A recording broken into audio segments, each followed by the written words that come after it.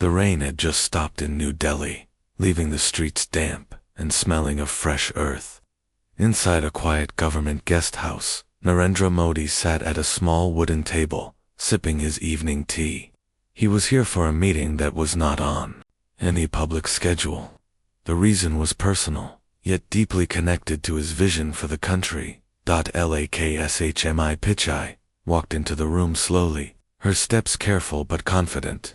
She was not used to meeting world leaders, but her calm smile carried the warmth of someone who had seen life from many angles. She wore a simple cotton sari, pale blue with tiny white flowers. Sundar Pichai, her son, followed behind her, looking both proud and a little nervous. The air was filled with a quiet energy.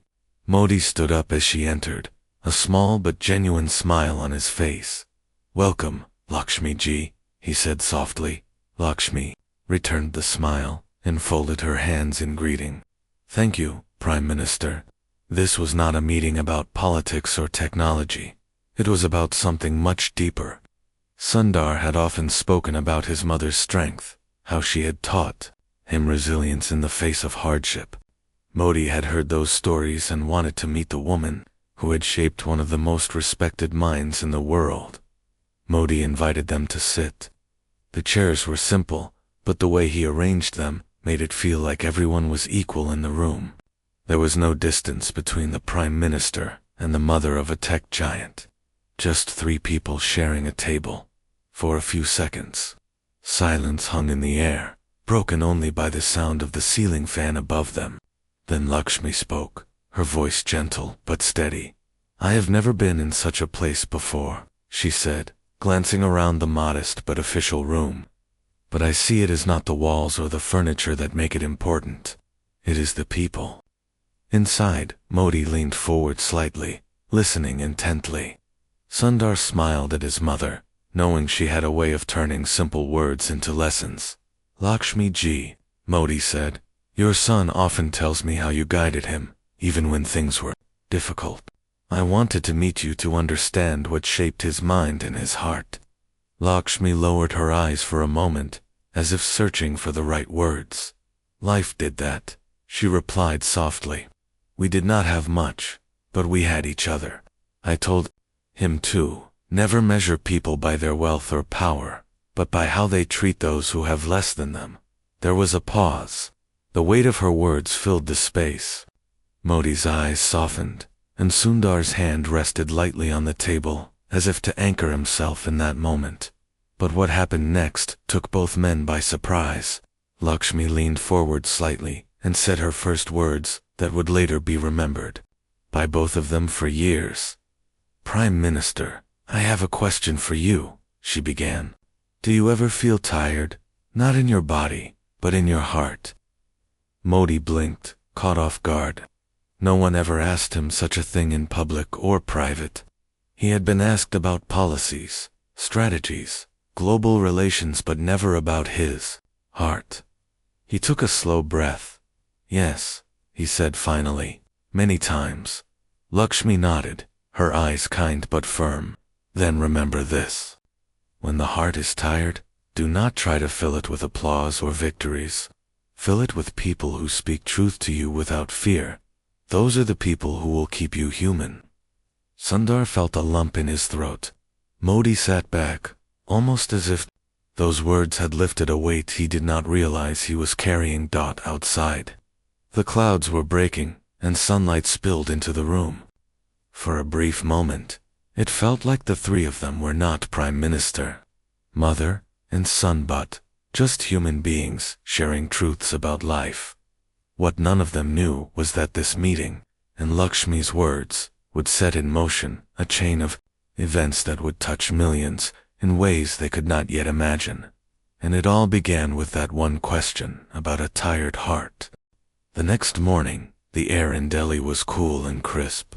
The city was waking up, but inside the guest house, the conversation from the previous evening was still fresh in the minds of the three people who had shared it. Narendra. Modi had risen early, as was his habit, and gone for a short walk in the garden. He found himself replaying Lakshmi Pichai's words over and over in his mind. Fill your heart with people who speak truth to you without fear. It was such a simple sentence, but it carried a weight he could not ignore. Lakshmi, too, had been thinking about the meeting. She had not planned those words. They had simply come from somewhere deep inside her. Sundar had told her about Modi's long hours, his responsibilities, and the pressures of leading a nation. She could see in his eyes last night that beneath the strength was also a man who carried a heavy burden. Over breakfast, the three met again. The table was set with fresh fruit, idli, chutney, and hot tea. It was quiet at first, but not the awkward kind of quiet, more like the kind that exists when people are still processing what has been said. Modi broke the silence. Lakshmi ji, you made me think about something I have not considered in years. In my position, many speak to me with praise, some with criticism, but very few with honesty that has no motive. I see now how rare and valuable that is. Lakshmi smiled gently. Honesty without kindness can wound, and kindness without honesty can mislead. The balance is what keeps us whole. Sundar watched the two of them speak, feeling a deep sense of respect. He knew his mother's life had not been easy. When he was a boy, she had worked long hours as a stenographer, sometimes skipping her own meals so the children could eat. She had faced challenges quietly, without expecting recognition. Now, sitting across from the Prime Minister, she spoke, with the same calm authority she had always carried. But there was a shift in the air when Modi leaned forward, his tone more personal. Lakshmi ji, may I ask you something in return? She nodded. Double quotes, how did you keep hope alive during the hardest times? When life gave you more struggle than comfort, how did you keep going? Lakshmi paused, her eyes drifting to the window where a small bird hopped along the balcony railing. Hope, she said slowly, is like that bird. It does not need a grand reason to sing. It sings because it is alive. I kept going, because every morning, I knew my children would wake up and look to me. If I stopped, what would they see? Despair. I could not let them learn that from me. So I chose to keep singing, even on the days when my voice was weak. The room fell silent again, but this time, the silence was filled with something almost sacred. Sundar felt his throat tighten. Modi's eyes softened in a way that showed the words had reached somewhere deep. Just then, one of Modi's aides stepped in with a folder, reminding him of his next appointment.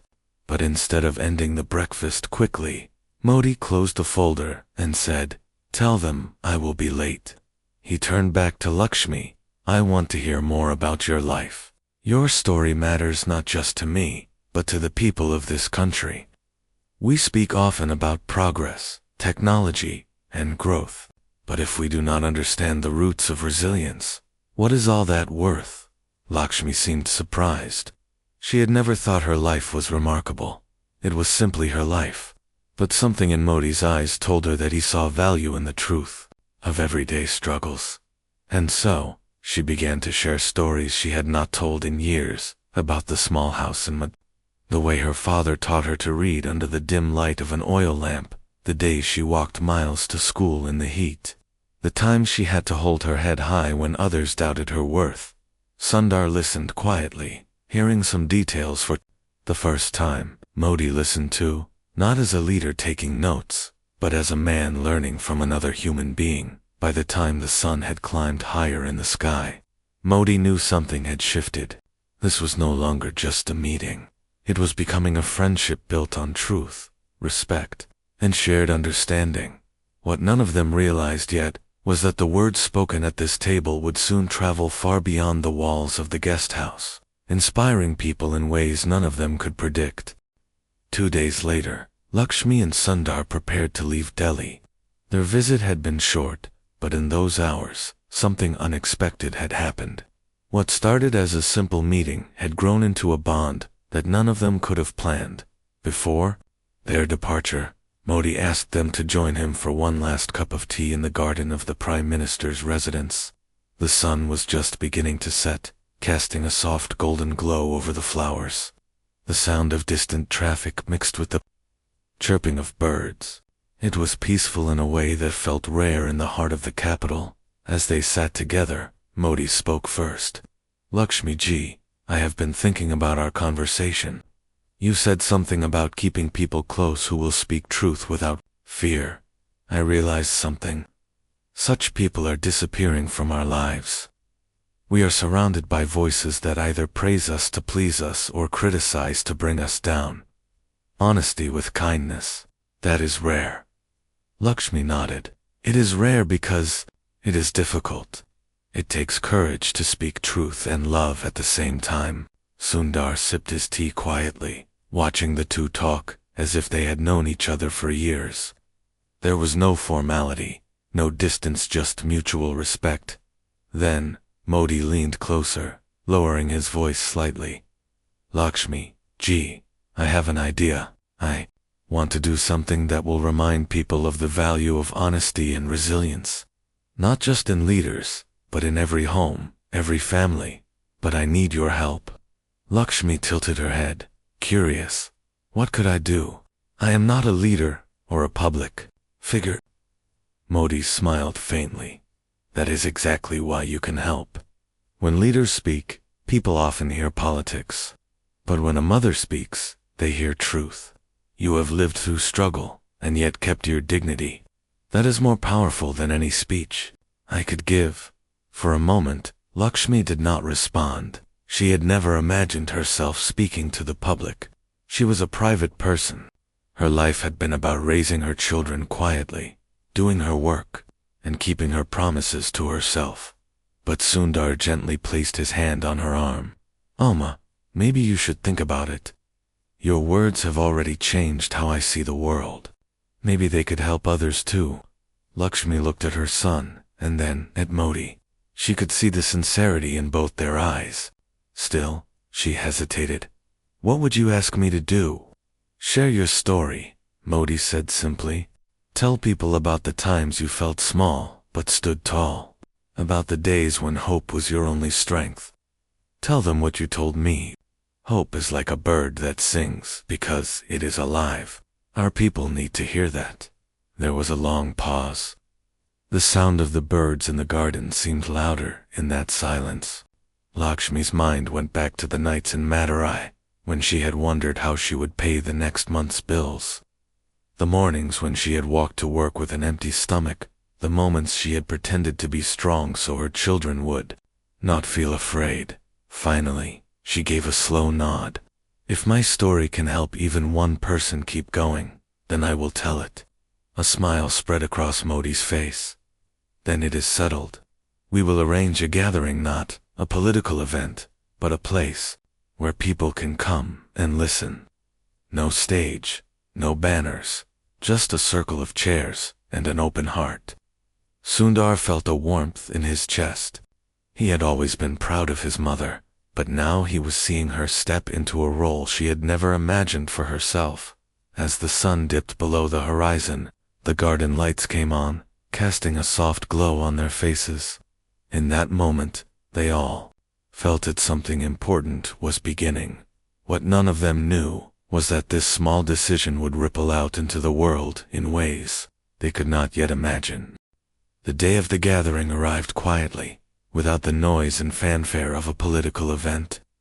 It was held in a community hall in Delhi, a place usually used for weddings and small cultural programs. The chairs were arranged in a wide circle, just as Modi had promised. No podium, no big screens, no heavy security presence. The goal was to make everyone feel equal. Lakshmi arrived with Sundar, dressed in a soft green sari. Her hands were steady, but her heart was beating faster than she expected. She was used to speaking in small groups, family, friends, co-workers, but never to strangers who had come just to hear her speak. As they entered, Lakshmi noticed the mix of faces in the room: young students, middle-aged workers, elderly women, in simple clothes, and even a few farmers who had traveled from nearby villages. She could see curiosity in their eyes. Modi was already there, sitting among them, not in a separate seat of honor, but in the circle, like everyone else. When Lakshmi saw that, a part of her nervousness faded. The event began simply. Modi stood and introduced her. "This is Lakshmi Pichai," he said. "She is not here because she holds office or because she is famous. She is here because her life holds lessons for all of us. Today, she will share her truth." The room was quiet as Lakshmi rose. She took a deep breath and looked around the circle. "I am not a speaker," she began, "and I am not here to give advice. I am here to tell you a little about my life, and maybe in it, you will see a part of your own." She spoke of her childhood in Madurai, of learning to write by candlelight when electricity was unreliable. She told them about working as a stenographer in a government office, saving every rupee she could. She told them about the days she walked to work in the heat, carrying her lunch in a small steel box, determined never to complain that she spoke. She noticed something: people were not just listening, they were leaning in, holding on to her every word. Some nodded, some smiled faintly, and a few had tears in their eyes. Then she shared the part of her story she had never told in public. "There was a time when I felt I could not go on," she said softly. "My husband had lost his job, and I was the only one earning. There were bills, there was rent, there was the fear of not having enough for the children. One night, I sat alone in the dark, and I thought maybe I am not strong enough. But then, I remembered something. My children would wake up the next day. They would look at me. If they saw fear in my face, it would teach them fear. If they saw strength, it would teach them strength. So, I chose strength even when it was the hardest choice." The room was silent. Even the sound of the ceiling fan seemed distant. Lakshmi's voice grew softer, but stronger at the same time. "Strength is not about never feeling weak. It is about choosing to stand when sitting down feels easier. It is about singing your song even when the world is too noisy to hear it." Just as she finished, something unexpected happened. A young woman in the audience, no more than 20 years old, stood up and said, "Madam, I have been thinking about leaving my studies, because my family says it is useless for a girl. But today, you have made me decide to stay. I will finish my education." A murmur went through the room. Modi's eyes lit up. Lakshmi's heart swelled, and she felt tears forming. She stepped toward the young woman and placed her hand on her shoulder. "Your life is yours," she said. "Make it a story you are proud to tell." What happened next turned the small gathering into something much larger. A man at the back, a farmer with rough hands and a weathered face, spoke up. "My son wants to start his own business, but I have been telling him to stay in the village. Now I think maybe I should support him instead." One by one, people began sharing their own truths, fears they wanted to overcome, dreams they had set aside.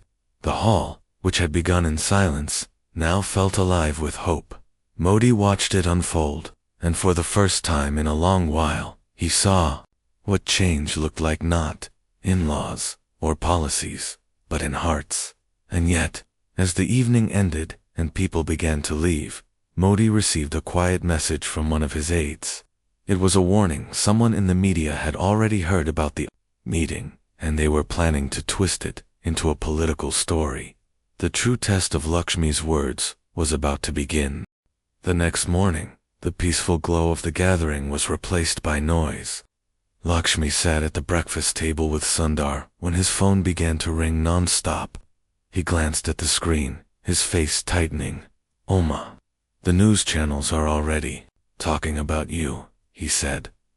Lakshmi frowned slightly. "Talking about me? Why?"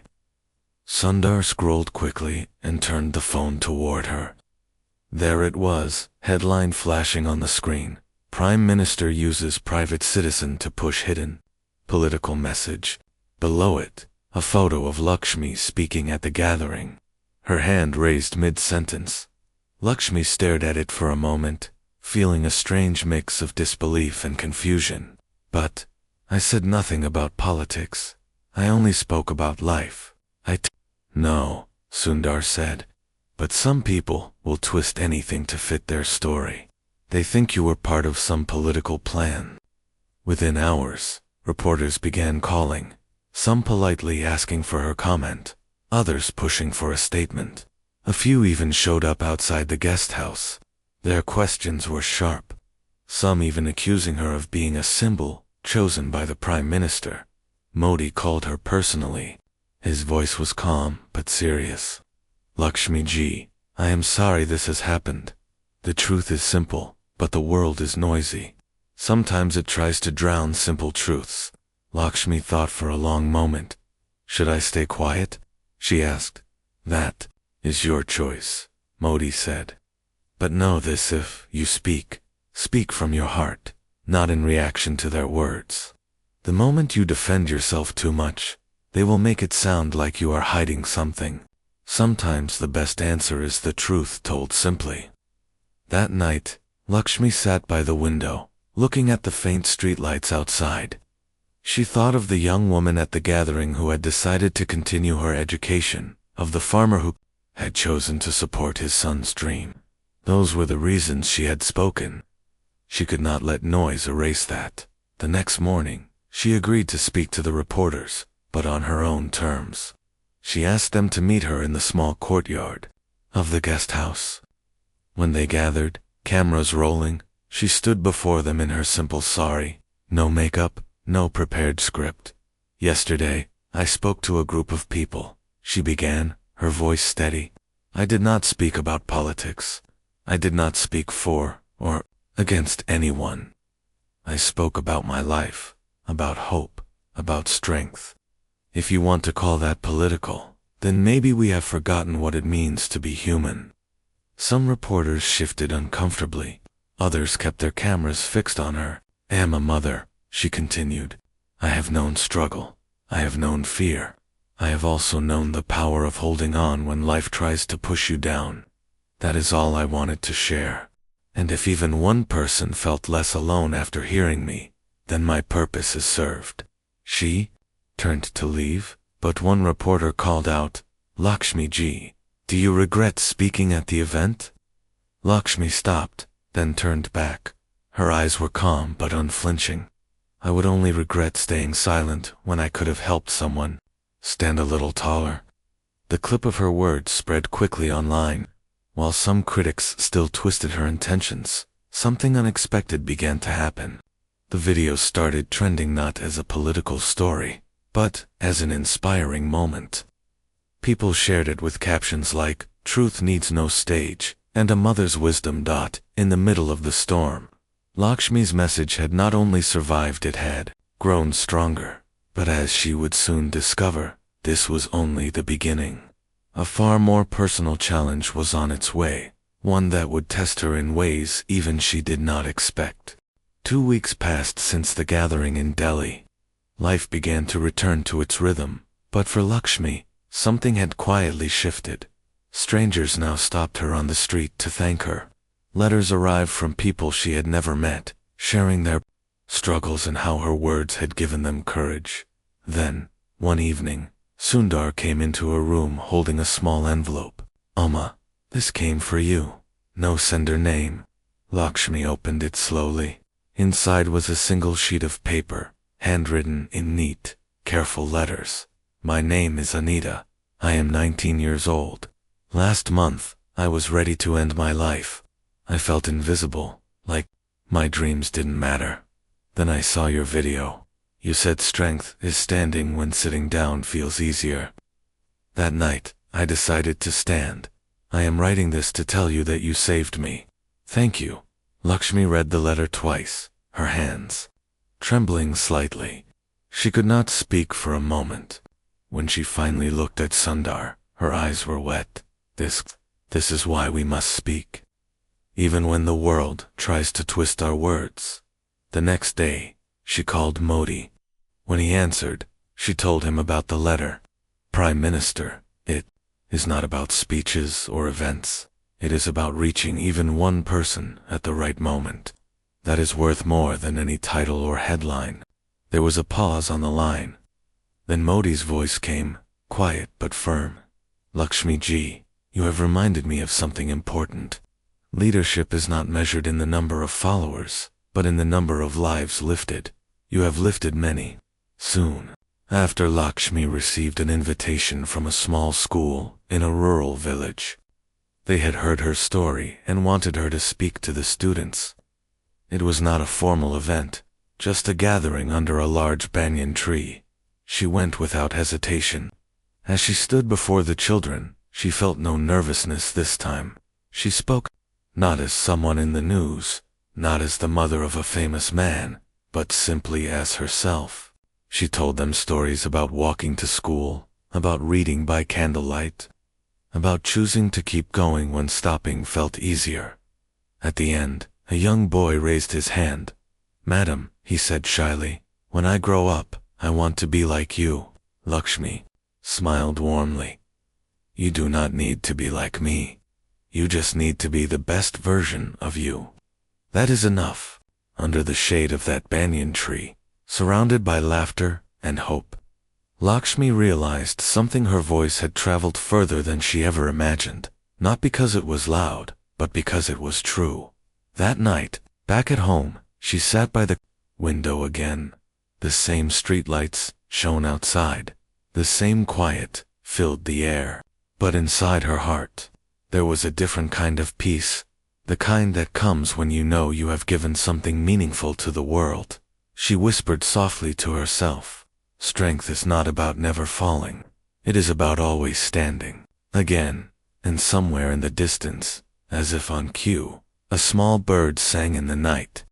Months had passed since that first quiet meeting in Delhi.